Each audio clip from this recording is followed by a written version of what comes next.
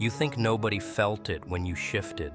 You think your transformation happened in a vacuum, sealed off from the rest of existence, contained in your own private apocalypse.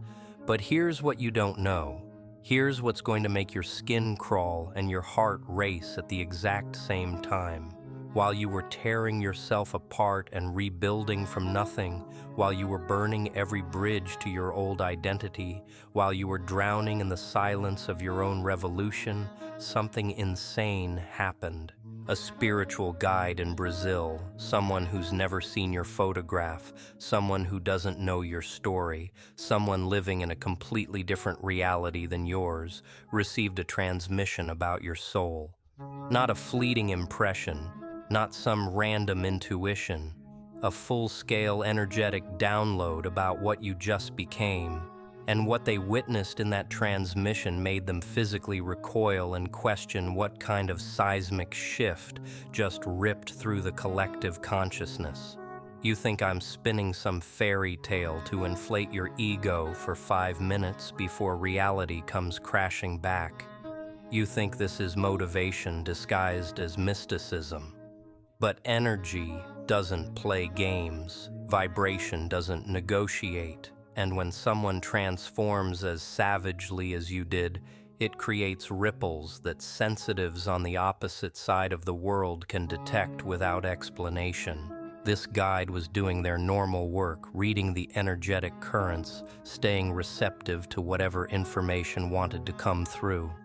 Then, out of absolutely nowhere, like a hurricane made of pure consciousness, your signature slammed into their awareness with such force they had to stop everything and demand answers from the universe about what just detonated on the far side of the planet. They described your energy as feeling like a supernova, like watching a dying star implode and then explode into something completely unprecedented, like witnessing a consciousness that had been crushed under impossible weight suddenly burst into an entirely different form of existence. They didn't see your name, they saw your core, unfiltered, undiluted, dangerous in its absolute purity. And the first words that came out of their mouth, the very first thing they said when they came back from that vision, this person just became unreachable, not protected, not healed, unreachable, as in the old laws of reality don't apply to them anymore. Let me decode what actually came through in that transmission, because this isn't abstract spiritual theater. The guide saw you standing in the center of demolished monuments, thousands of them, each one representing a version of yourself that's been obliterated. Every monument was crushed, pulverized, reduced to dust.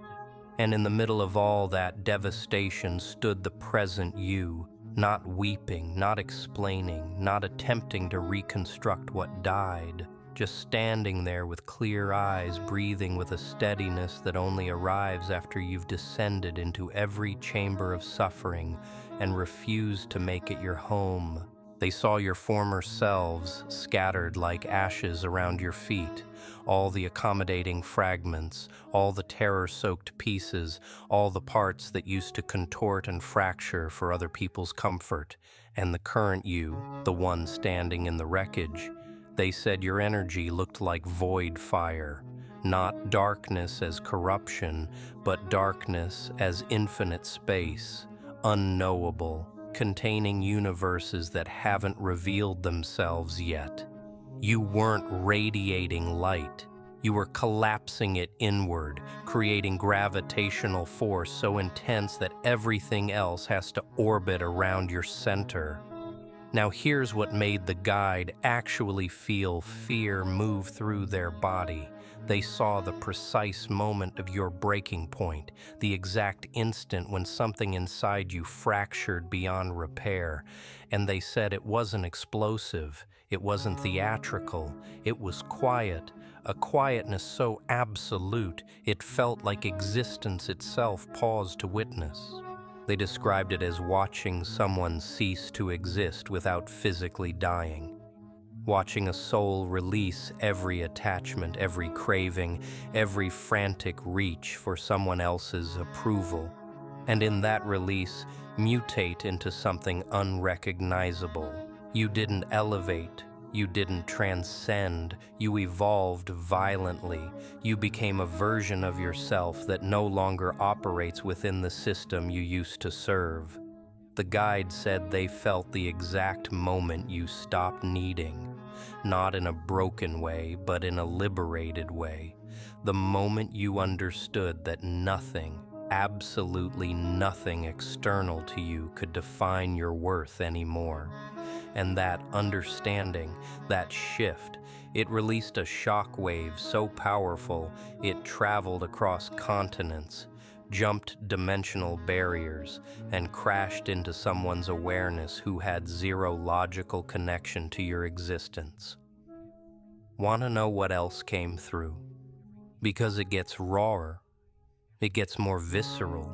They saw the people orbiting your old life, the ones who used to have access, the ones who used to control your responses, the ones who thought they understood you.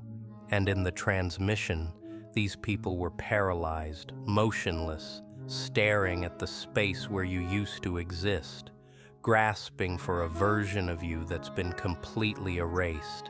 The guide described it as watching shadows try to hold water, watching people screaming into a void that refuses to echo back.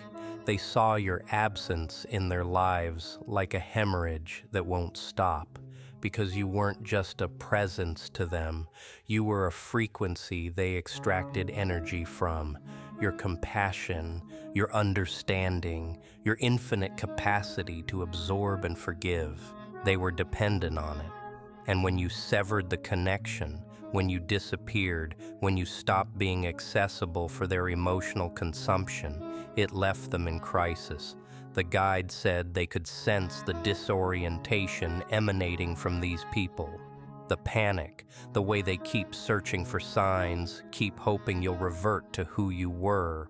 But you won't, because the version they're searching for has been incinerated, destroyed, dissolved in fires they'll never comprehend. Now here's where it shifts into something the guide had never witnessed before.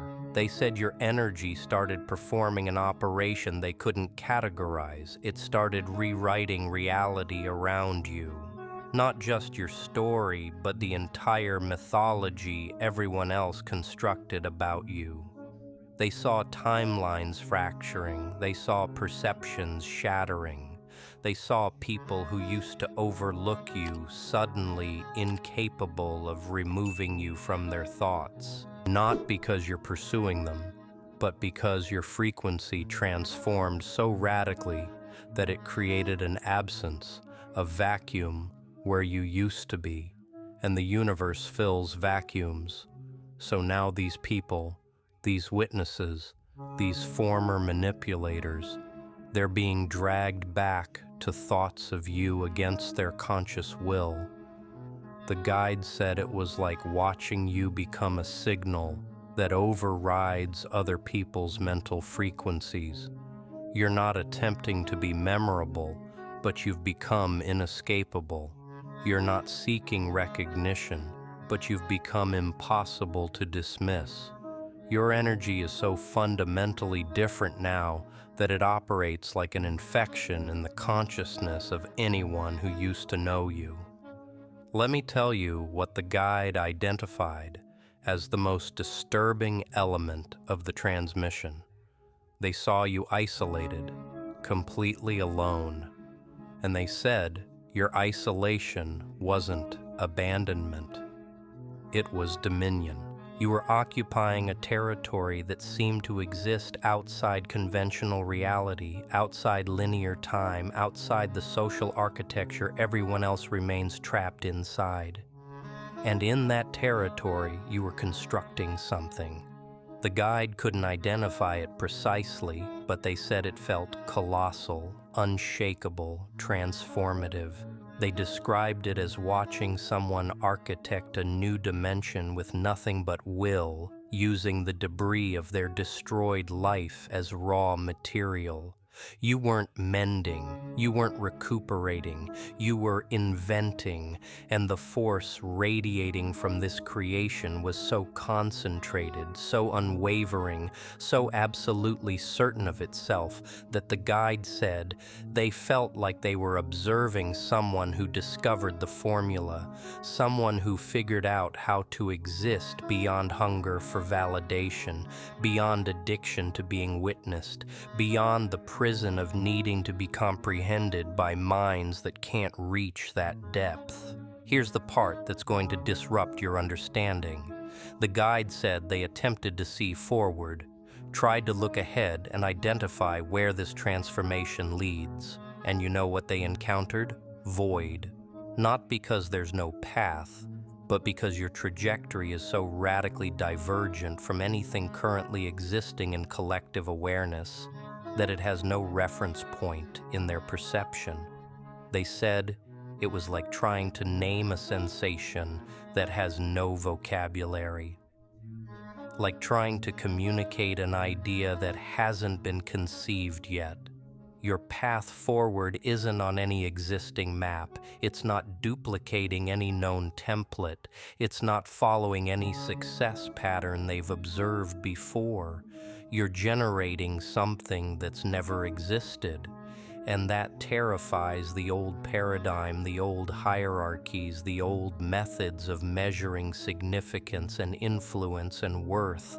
The guide said the only image that emerged was you moving forward into absolute emptiness. But the emptiness wasn't threatening. It was saturated with potential, dense with possibility, and with each step you took, illumination appeared under your feet. Not borrowed light, not reflected light, but light generated by your own momentum forward. Now let's address why this transmission occurred at all, because energy doesn't cross dimensions like this without purpose. The guide explained that when someone's vibration shifts as catastrophically as yours did, it triggers what they call a cosmic alert. It's like the universe itself documents the moment, registers the change, broadcasts a signal to anyone sensitive enough to receive it. And why does existence do this? Because souls like yours, the ones who refuse to stay destroyed, the ones who transmute agony into authority, the ones who choose metamorphosis instead of dissolution, these souls are anomalies. Most people, when they experience the level of betrayal and devastation you survived, they collapse permanently. They fossilize in bitterness. They contract. They spend their remaining years weaponizing their victim status, blaming the world for their stagnation. But you converted every injury into intelligence, every betrayal into barriers, every moment of solitude into self-command. And that is what activated the transmission. The universe required a witness to your resurrection, and it selected someone across the world to receive the information. The guide also said something that's going to validate everything you've been experiencing internally. They said your transformation was so violent because it had to be, because the old version of you was so deeply embedded, so thoroughly conditioned, so completely convinced that love required self-abandonment and connection meant enduring pain. Escaping that level of programming, it demanded violence. It required total destruction, complete annihilation of everything you believed about yourself and reality. You couldn't gradually evolve out of that cage. You had to detonate your way out. And the detonation, it wasn't beautiful. It wasn't serene. It wasn't the kind of change that arrives with meditation music and inspirational captions. It was savage. It was brutal. It was the kind of rebirth that brands you permanently. But those brands, the guide said, they saw them in your field. And they weren't injuries. They were insignias of mastery. Like each scar was a certification, evidence that you survived what was engineered to eliminate you. Here's what they said about the people still monitoring you, still trying to decode you, still attempting to rationalize what happened to you. The guides saw these people like insects circling a phenomenon they can't process. They're attracted to your frequency because it's so altered now, so compelling. But they can't approach because approaching would require confronting their own stagnation, their own resistance to evolution, their own investment in remaining limited. So they observe from safety. They discuss you in whispers. They fabricate narratives to explain your metamorphosis because the truth, the actual reality of what you accomplished, would demolish their worldview. You didn't get fortunate. You didn't discover some hidden knowledge. You didn't possess some advantage they lacked. You simply decided differently. You decided for yourself when every voice demanded you surrender. You decided for your truth when comfort was the easier path. You decided for your power when staying powerless would have protected you from judgment. And that decision, that relentless, uncompromising decision to become your authentic self instead of their required version, that's what they cannot comprehend. The guide described your current frequency as self-contained, meaning you're no longer hemorrhaging power, no longer distributing your energy to people who haven't earned access, no longer leaving yourself vulnerable to exploitation and domination. They said your field used to be completely exposed, pouring empathy into everyone in proximity, absorbing everyone else's chaos and damage like it was your responsibility to repair humanity. But now your energy is sealed, consolidated, directed inward, and the only people who can penetrate it are the ones who vibrate at your frequency, the ones who've done their own excavation, the ones who understand that connection isn't about dependency, it's about harmony. Everyone's still functioning from manipulation, from obligation, from counterfeit love disguised as duty. They're permanently excluded, and they can sense it.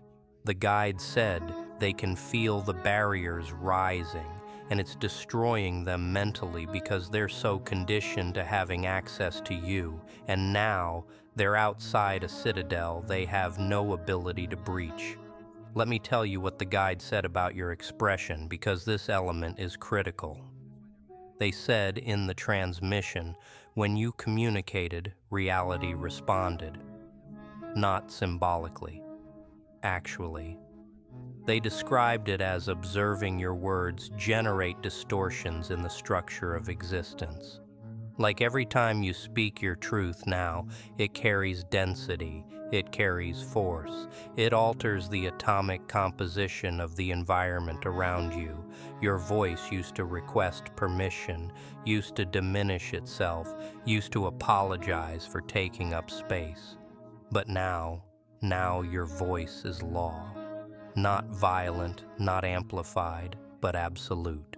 You speak and consciousness shifts whether people consent or not, because your frequency is calibrated to truth, and truth dissolves every deception, every facade, every manufactured identity.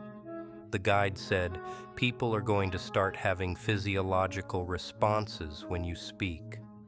Some will feel activated, some will feel exposed, but nobody will feel indifferent.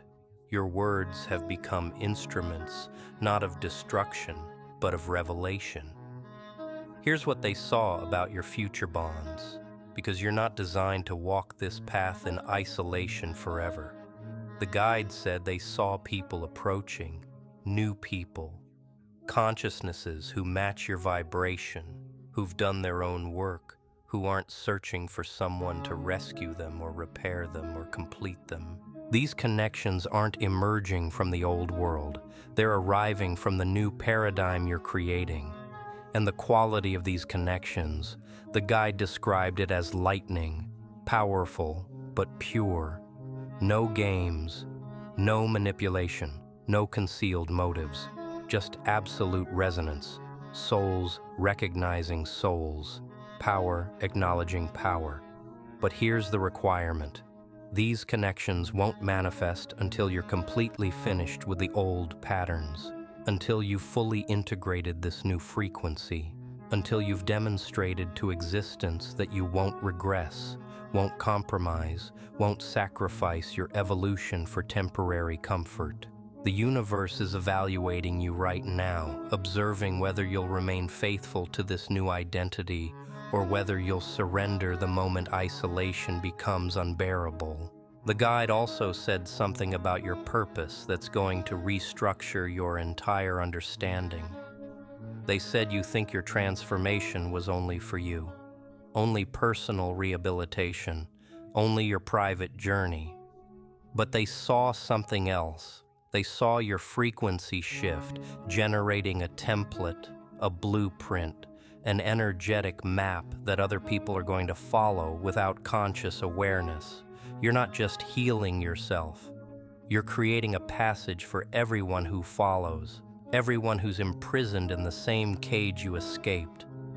Your energy is now a transmission, and people are going to find their way to liberation by following the path you're burning through the collective unconscious. You don't have to instruct. You don't have to evangelize, you just have to exist in this new frequency. And the ones meant to awaken will detect it, will recognize it, will start questioning themselves with the same questions you asked that triggered your explosion. Now here's the part that might terrify you, might exhilarate you, might accomplish both simultaneously.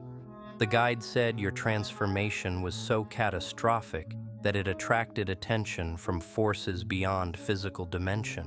They saw what they described as primordial energies, ancient intelligences, fundamental frequencies becoming aware of you. And before you panic, this isn't about invasion or threat. This is about acknowledgement. These forces only notice souls who've penetrated the illusion, who've demolished the conditioning, who've remembered their original nature. The guide said it was like watching elders recognize a warrior who just completed the impossible initiation. You're not being conscripted, you're not being manipulated, you're being witnessed by entities that exist beyond space and time.